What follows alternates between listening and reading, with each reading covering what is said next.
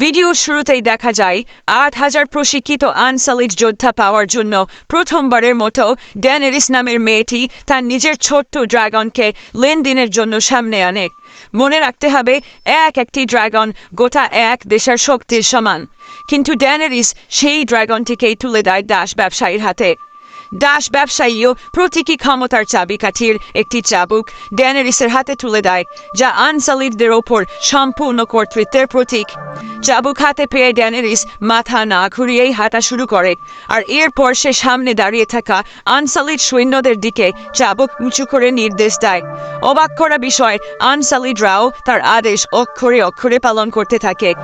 এদিকে ড্রাগনটি বারবার বেঁধে রাখা শিকল ছিনে বেরিয়ে আসার চেষ্টা করছিল। এতে দাস ব্যবসায়ী রেগে গিয়ে ড্যানেরিসকে এমন ভাষায় গালি দিতে শুরু করলো যে ভাষা সে ভেবেছিল ড্যানেরিস বোঝে না। কিন্তু উপস্থিত সবাই চমকে গেল, কারণ ড্যানেরিস পরিষ্কার বুঝতে পারল তার অপমান। আসলে ড্যানেরিস শুরু থেকেই ভ্যালেরিয়ান ভাষা জানত। সে শান্ত গলায় বলল, আমি টারগারিয়ান পরিবারের রাজকন্যা, ঝড় জন্মা ড্যানেরিস। ভ্যালেরিয়ান ভাষা তো আমারই মাতৃভাষা, আমি কিভাবে বুঝবো না? এই কথা শুনে দাস ব্যবসায়ী বোকার মতো দাঁড়িয়ে রইল, কারণ এতক্ষণ ধরে সে বুঝতেই পারেনি তারা যখন আলোচনা করছিল তখন ড্যানেরিস তার সব কথাই বুঝছিল। তারপর ড্যানেরিস চাবুক উঁচু করে আনসালিডদের আদেশ দিল, যারা তোমাদের ওপর অত্যাচার করেছে, যারা তোমাদেরকে নিষ্ঠুরভাবে অত্যাচার করে প্রশিক্ষণ দিয়েছে, তাদের সবাইকে হত্যা করো। মুহূর্তেই আনসালিড সৈন্যরা আদেশ পালন করতে ছুটে গেল। এক যোদ্ধা এগিয়ে দাস ব্যবসায়ীর বুক ভেদ করে লম্বা বর্ষা ঢুকিয়ে দেয়। 1 মিনিট আগেও যে হাজার হাজার আনসালিড তার ছিল, এখন তারাই তাকে হত্যা করছে। ড্রাগনটিও দাস ব্যবসায়ীর ওপর ভয়ঙ্করভাবে আক্রমণ করলো, মুখে আগুন নিয়ে। এক দাস তো পুরে কঙ্কাল হয়ে গেছে। সব দাস প্রভুকে শেষ করা হলে ড্যানেরিস বলল, এখন তোমরা মুক্ত। চাইলে তোমরা এখান থেকে চলে গিয়ে নিজের ইচ্ছে মতো জীবন কাটাতে পারো, আর যদি তোমরা চাও তবে আমার সঙ্গে থেকো। আমরা একসঙ্গে গিয়ে এই পুরো মহাদেশের সব মানুষের ওপর যে নিষ্ঠুর শৃঙ্খল চাপানো হয়েছে তা ভেঙে দেব। তোমরা যা চাও সেটাই বেছে নাও, কেউ যেতে চাইলে আমি বাধা দেব না। ড্যানেরিসের কথা শেষ হতেই এক আনসালিড যোদ্ধা তার বর্ষা উঁচু করল। তারপর দেখল হাজার হাজার আনসালিড একইভাবে সম্মতি জানাচ্ছে। আশ্চর্যের বিষয়, তাদের মধ্যে একজনও ড্যানেরিসকে ছেড়ে যেতে চাইল না। সবাই তাকে অনুসরণ করার সিদ্ধান্ত নিল। ড্যানেরিসও চাবুকটি মাটিতে ফেলে দিল, কারণ এখন আর তার প্রয়োজন নেই। এইভাবে মাত্র একদিনে ড্যানেরিস নিজের সাথে যুক্ত করল ৮,০০০ শক্তিশালী আনসালিড যোদ্ধা। এরপর তার ৩ ড্রাগনকে নিয়ে সে দাসদের শহর ছেড়ে বেরিয়ে গেল। এগোতে এগোতে তারা দেখতে পেল একটি ছোট্ট মেয়ে ক্রুশবিদ্ধ করে ঝুলিয়ে রাখা হয়েছে। 10 দিন 10 রাত ধরে রোদের তাপে তার দেহ শুকিয়ে কঙ্কাল হয়ে গেছে।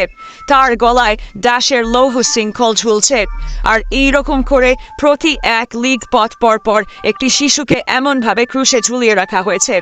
মোট 163 জন। এই দৃশ্য ড্যানেরিস মেনে নিতে পারল না। সে সিদ্ধান্ত নিল এই নৃশংসতার জন্য দায়ী অভিজাত শ্রেণীকে ভয়ঙ্কর শাস্তি পেতেই হবে। তাই ড্যানেরিস বিশাল সেনাবাহিনী নিয়ে দাসদের শহরের দিকে অগ্রসর হলো। কিন্তু শহরের প্রভুরা সামনে বিশাল আনসালিড বাহিনী দেখেও ভয় পেল না, বরং তারা শহরের গেট খুলে একজন মিরিনের যোদ্ধাকে বাইরে পাঠালো। সে ড্যানেরিসের সামনে দাঁড়িয়ে অবজ্ঞাভাবে প্রস্তাব করতে লাগলো। চারিদিকে থাকা সব অভিজাত লোকজন হেসে উঠল। তারা আসলে এইভাবে ড্যানেরিসকে অপমান করছিল। তারপর ড্যানেরিসের আনসালিড বাহিনী পুরোই ছিল খোঁজা যোদ্ধাদের নিয়ে গঠিত। অত্যাচারের ইতিহাসে বেড়ে ওঠা এই সেনাদের সামনে দাঁড়িয়ে ড্যানেরিস ছিল প্রচণ্ড ক্ষুব্ধ। সে সিদ্ধান্ত নেয় এবার তার নিজের সেনাপতি যুদ্ধে অংশ নেবে, কারণ মিরিন নগরীর সব দাসী তাকিয়ে আছে তার দিকে। এই যুদ্ধ সে হারতে পারে না, জিততেই হবে।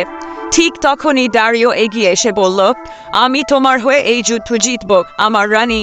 শত্রুপক্ষের যোদ্ধা ছিল শক্তিশালী ঘোড়া আর ঝকঝকে অস্ত্রে সজ্জিত। ড্যানেরিস চেয়েছিল দারিওকেও তেমন সুবিধা দিতে, কিন্তু দারিও বলল, ঘোড়া মানুষের তুলনায় বেশি ভারী আর ধীর, আমার এগুলো লাগবে না। এদিকে শহরের ওপর থেকে উল্লাসধ্বনি উঠতেই শত্রুপক্ষের যোদ্ধা ঘোড়ার পিঠে চড়ে দ্রুত গতিতে আক্রমণ শুরু করলো। কিন্তু দারিও মোটেও ভরকে গেল না, বরং সে ড্যানারিসের দিকে তাকিয়ে দুষ্টু হেসে ইশারা করলো। আর যোদ্ধা যখন প্রচণ্ড গতিতে সামনে আসছিল, দারিও কোমর থেকে ছুরি বের করে নিখুঁত নিশানায় ছুঁড়ে মারল। ছুরিটি সোজা গিয়ে শত্রুর ঘোড়ার শরীরে বিঁধল। ঘোড়া ভেঙে পড়ে গেল আর যোদ্ধা ভারসাম্য হারিয়ে নিচে পড়ে গেল। সে কিছু বুঝে ওঠার আগেই দারিও বাঁকা তলোয়ার বের করে মুহূর্তে তার মাথা কেটে ফেলে। এই দৃশ্য দেখে যারা ঘটনাস্থলে ছিল সবাই হতবাক হয়ে যায়। মিরিনের সবচেয়ে শক্তিশালী যোদ্ধা প্রকৃত যুদ্ধ শুরুর আগেই মাথা হারিয়ে ফেলল। শহরের প্রাচীর থেকে সঙ্গে সঙ্গে তীরের বৃষ্টি শুরু হলো, যাতে ড্যানারিসের বাহিনী এগোতে না পারে। আর ঠিক তখনই দারিও স্বাভাবিক ভঙ্গিতে নিজের কোমর বন্ধ খুলে ফেলল এবং অপমানের জবাব দিতে সবার সামনে দাঁড়িয়ে মাটিতে প্রস্রাব করল। মিরিনের যোদ্ধার করা আগের অপমানেরই নিখুঁত প্রতিশোধ। এরপর ড্যানারিস শহরের দেয়ালের ওপর দাঁড়িয়ে থাকা দাসদের উদ্দেশ্যে বলল, আমি টারগেরিয়ান পরিবারের একমাত্র বৈধ উত্তরাধিকারী, ঝড় জন্ম রানী। আমি অ্যাস্টাপোর আর ইউমকাই দুই দাস শহর মুক্ত করেছি। আমি তোমাদের শত্রু নয়, তোমাদের প্রকৃত শত্রু সেই অভিজাতরা যারা নিজেদের ক্ষমতার নেশায় তোমাদের ওপর জুলুম চালায়। তারপরে ড্যানারিস সৈন্যদের নির্দেশ দেয় বিশাল ধনুক নিক্ষেপকারী যন্ত্র বা ট্রেবুচের সামনে আনার জন্য। সবাই ভাবল সে হয়তো গেট ভেঙে আক্রমণ শুরু করবে, কিন্তু যখন যন্ত্রগুলো নিক্ষেপ শুরু করলো, শহরের ভেতরে পড়ল হাজার হাজার লোহার শিকল। এই শিকলগুলো ছিল সেই 163 জন শিশুর গলায় বাঁধা দাস শিকল, যাদের প্রতিটি লিক পর ক্রুশবিদ্ধ করে হত্যা করা হয়েছিল। তাদের সবাইকে ড্যানারিস সম্মানের সাথে সমাধিস্থ করেছে, আর এখন সেই শিশু হত্যার প্রতিশোধ নেয়ার সময় এসেছে। মধ্যরাতে ড্যানারিস তার আনসালিদদের শহরের ভেতরে গোপনে ঢুকতে পাঠায়। তারা অত্যাচারিত দাসদের কাছে লুকানো অস্ত্র পৌঁছে দেয়, যাতে তারা স্বাধীনতার জন্য লড়তে পারে। প্রভাতে অভিজাতরা প্রতিদিনের মতো টহলে বের হয়, কিন্তু হঠাৎ দেয়ালে রক্তের চিহ্ন দেখে এক অভিজাত বুঝতে পারে বিপদ এসে গেছে। পরের মুহূর্তেই হাজার হাজার দাস তাদের ঘিরে ধরে, আর বিদ্রোহী দাসরা একের পর এক ছুরিকাঘাতে সেই নিষ্ঠুর প্রভুদের হত্যা করে। বিদ্রোহ শেষে ড্যানারিস সফলভাবে মিরিনের দাসদের মুক্ত করে, আর সব অভিজাতদের একইভাবে ক্রুশে ঝুলিয়ে রাখে, যেভাবে তারা নির্দয়ভাবে শিশুদের হত্যা করেছিল। শহর জুড়ে ভেসে ওঠে যন্ত্রণায় কাতর আর্তনাদ। ড্যানারিস স্বর্ণ শিখর পিরামিডের চূড়ায় দাঁড়িয়ে থাকে, মাথার ওপর উঠছে টারগেরিয়ান পরিবারের পতাকা। এটাই প্রমাণ মিরিন এখন তার সুরক্ষিত এলাকা। দিন যেতে থাকে আর তার ড্রাগনও ধীরে ধীরে বড় হতে থাকে। ড্রাগনের আঁশ আরো শক্ত হয়ে ওঠে, কিন্তু অন্যদের কাছে এটি আনন্দের খবর নয়, কারণ ড্রাগন তো বন্য হিংস্র প্রাণী। একটি শিকারকে ছুঁড়ে মেরে মৃত্যুর পর 3 ড্রাগন নিজেদের মধ্যে টুকরো নিয়ে ঝগড়া শুরু করে।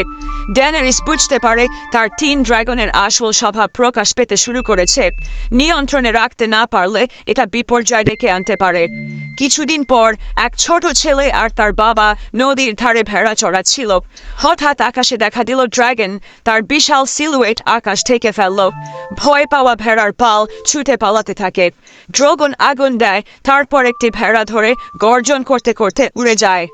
ভীত সন্ত্রস্ত সেই মেষপালক ছুটে আসে মিরিনের প্রাসাদে অভিযোগ জানাতে।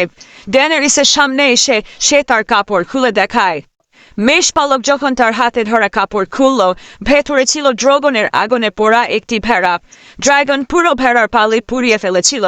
তার ক্ষতিপূরণ করতে ড্যানারিস সিদ্ধান্ত নেয় 3 গুণ মূল্য পরিশোধ করবে। ক্ষতিপূরণ পেয়ে মেষপালক খুশি হয়ে ফিরে যায়।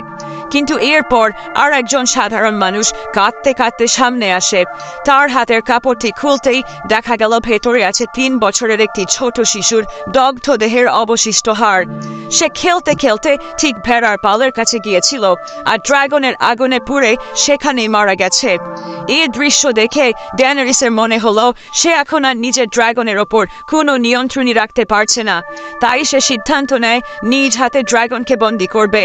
কিন্তু যখন সে ড্রাগনের চোখের দিকে তাকালো, বুঝতে পারলো ড্রাগন আর আগের মতো অনুগত নেই। মুহূর্তেই ড্রাগন আকাশে উঠে উড়ে চলে গেল, ড্যানারিসকে একা দাঁড় করিয়ে রেখে। অন্য দুটি ড্রাগন যাতে ড্রাগনের মতো বিপদ না তৈরি করে সেজন্য ড্যানারিস ওদের নিয়ে গেল অন্ধকার ভূগর্ভস্থ গুহায়। সেখানে ভারী লোহার শিকল প্রস্তুত রাখা ছিল। ড্যানারিস ধীরে ধীরে এগিয়ে গিয়ে শিকল তুলে নেয়। তার চোখে তখন গভীর কষ্ট। এরপর সে নিজের ড্রাগনদের গলায় শিকল পরিয়ে দেয় এবং না ঘুরে চলে যেতে থাকে। দুটি ড্রাগন সেই মুহূর্তে ভয় পেয়ে জোরে চিৎকার করতে থাকে মাকে থামিয়ে দিতে, কিন্তু ড্যানারিস স্থির সিদ্ধান্ত নিয়েছে। যদিও ভুল করেছে ড্রাগন, কিন্তু শাস্তি পেতে হবে বাকি দুজনকে, যাতে বিপদ আর না বাড়ে। একটি রাত কেটে গেল। উদ্বিগ্ন ড্যানারিস আবার ভূগর্ভে গেল তাদের দেখতে, কিন্তু সে দেখল ড্রাগনদের চোখে ভরপুর রাগ। তারা তীব্র আগুন গুহার দেয়ালে আঘাত করছে। ড্যানারিস ভয়ে দ্রুত সরে আসে। কি করবে কিছুই বুঝতে পারছিল না। এর কিছুদিন পর ড্যানারিস যখন এক বিশাল অ্যারেনায় খেলা দেখছিল, হঠাৎ ডজনখানে গুপ্তঘাতক তার দিকে অস্ত্র নিয়ে ঝাঁপিয়ে পড়ে। তার দেহরক্ষীরা একে একে মার খেল পড়তে থাকে। ড্যানারিস বুঝে যায় এটাই তার শেষ মুহূর্ত। মৃত্যু যে সামনে দাঁড়িয়ে আছে, সে প্রস্তুত হয় শেষটুকু মেনে নিতে। ঠিক তখনই আকাশ কাঁপিয়ে একটি বিকট ড্রাগনের গর্জন শোনা যায়। পরের মুহূর্তেই ড্রাগন আগুনের ঝাপটা নিয়ে অ্যারেনায় নেমে আসে। সে সরাসরি হত্যাকারীদের দিকে ঝাঁপিয়ে পড়ে, দাঁত ও নখ দিয়ে ছিঁড়ে ফেলে। তারপর ভয়ঙ্কর আগুনে পুরো গোষ্ঠীকে পুড়িয়ে দেয়। অ্যারেনা ভরে ওঠে ভয়, চিৎকার ও মৃত্যুর আর্তনাদে। আতঙ্কে বাকিরা পালাতে শুরু করে। ড্যানারিস দেখতে পায় তাকে বাঁচাতে গিয়ে ড্রাগন নিজেও আহত হয়েছে। সে দৌড়ে ড্রাগনের দিকে যায়। এটাই ছিল ড্রাগন ও ড্যানারিসের প্রথম বড় যুদ্ধ, যেখানে তারা ল্যানিস্টারদের শক্তিশালী বাহিনীর মুখোমুখি হয়েছিল। আর ড্যানারিস তখন ড্রাগনের পিঠে ল্যানিস্টারদের দিকে তাকিয়ে পরপর আগুন যাচ্ছে। সেদিন ড্যানারিসের ড্রাগন আকাশ জুড়ে আগুন করতে করতে শত্রুর সব অস্ত্র-শস্ত্র গলিয়ে দিল। নিচে ল্যানিস্টার সৈন্যরা অসহায় পিঁপড়ের মতো ছুটোছুটি করছে, যেন মৃত্যুর অপেক্ষায় দাঁড়িয়ে আছে। জেইমি তড়িঘড়ি আদেশ দিল, সব শট প্রস্তুত, ড্যানারিসকে লক্ষ্য করো, ছুড়ো। কিন্তু তীর হাজার হলেও ড্রাগনের শক্ত আসে কোনো দাগই পড়ল না। সেই মুহূর্তে জেইমি বুঝে গেল এই যুদ্ধ তাদের পক্ষে জেতা অসম্ভব। ড্রাগন যখন আগুনে যুদ্ধক্ষেত্র জ্বালিয়ে দিচ্ছিল, ল্যানিস্টার সৈন্যরা তার চোখের সামনে মুহূর্তেই ছাই হয়ে পড়ছিল। এই যুদ্ধ সম্পূর্ণ একতরফা, প্রকৃত অর্থে এক নিষ্ঠুর গণহত্যা। পাশে দাঁড়ানো দোথরাকি মেটা ছোট লোককে বলল, ল্যানিস্টারদের যোদ্ধারা একেবারেই টিকতে পারছে না। কিন্তু টিরিয়ন তখন নীরব। সে দেখছে ড্রাগনের শক্তি আসলে কেমন। অন্যদিকে ব্রন আগুন এড়িয়ে প্রাণপণে দৌড়াতে দৌড়াতে মনে পড়ল ড্রাগন বধের বিশাল অস্ত্র।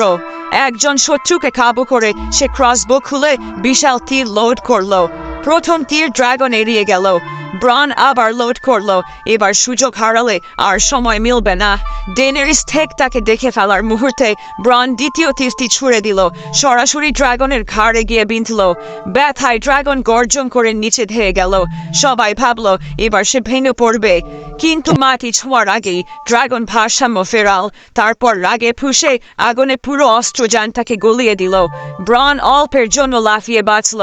এই বিশৃঙ্খলা সুযোগে জেইমি নিজের সব ভয় ভুলে ঘোড়া ছুটিয়ে সোজা ড্যানারিসের দিকে ঝাঁপাল। কিন্তু ঠিক আগুন ঝরে পড়ার মুহূর্তে ব্রন আবারও তাকে বাঁচিয়ে নদীতে ঠেলে দিল। দুজনেই স্রোতে ভেসে অন্য পাড়ে উঠে এলো। ওদিকে যুদ্ধ থেমে গেছে। সবুজ মাঠ এখন কালো ছাইয়ে ভরা। টিরিয়ন নীরবে পোড়া মাটিতে দাঁড়িয়ে বুঝল ড্রাগন মানেই সীমাহীন শক্তি। ড্যানারিস পরাজিত সৈন্যদের সামনে দাঁড়িয়ে বলল, আমি সেই রানী নই যে জনগণকে অত্যাচার করে শাসন করে। আমার সঙ্গে থাকো। আমরা গড়ব নতুন এক রাজ্য, যেখানে অত্যাচারীদের ঠাঁই নেই। কিন্তু অল্প কয়েকজনই মাথা নত করল, বাকিরা দ্বিধায় দাঁড়িয়ে রইল। হঠাৎ ড্রাগন গর্জে উঠল। একটা ভয়ঙ্কর শব্দে পুরো মাঠ কেঁপে উঠল। বাকি সবাই ভয়ে মাটিতে হাঁটু গেড়ে বসে পড়ল। শুধু কয়েকজন অনুগত ল্যানিস্টার মৃত্যুকে বেছে নিল। ড্যানারিস শান্তভাবে নির্দেশ দিল, ড্রাগন তাদের আগুনে শেষ করে দিল। এরপরেই বাকিরা সবাই সমর্পণ করল, আর ড্যানারিস জিতে নিল যুদ্ধকে। ভিডিওটি এখানেই শেষ হয়। এই গল্পে বলা উচিত ছিল ড্রাগন তার পাশে থাকলে এই বিজয় আগেই লেখা ছিল। ভিডিওটি ভালো লাগলে একটা লাইক দিয়ে চ্যানেলটি সাবস্ক্রাইব করে পাশে থাকুন। ধন্যবাদ সবাইকে।